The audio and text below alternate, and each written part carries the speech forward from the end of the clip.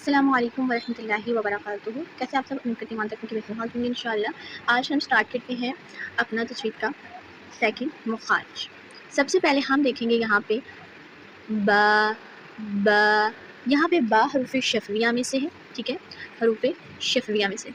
सबसे पहले हम इसकी अदायगी देखते हैं। बा दो हरफों से मिलकर बना है, ठीक है, बा और अलिफ, यानी टू लेटर से मिलकर बना है। बा और अलिफ ये टू लेटर से मिलकर बना है, ठीक है।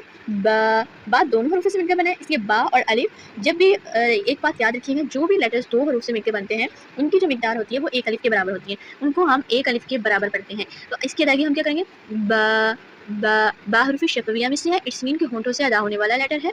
दोनों होंठों के तर हिस्सों को सख्ती के साथ मिला के पढ़ेंगे बा बा।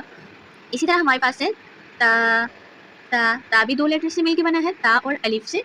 ता ये भी दो हरफी है। ज़ुबान की नोक ऊपर सामने वाले दो दांतों की जड़ से लगेगी तो वहाँ से अदा होगा ता ता, ठीक है। जैसे हमारे पास ये देखें, ये हमारे पास इसमें दो दांत हैं, इन दांतों की ये जो जड़ होगी, ठीक है, वहाँ पे हमारी ज़ुबान की नोक लगेगी तो वहाँ से यह मुखर निकलेगा ता।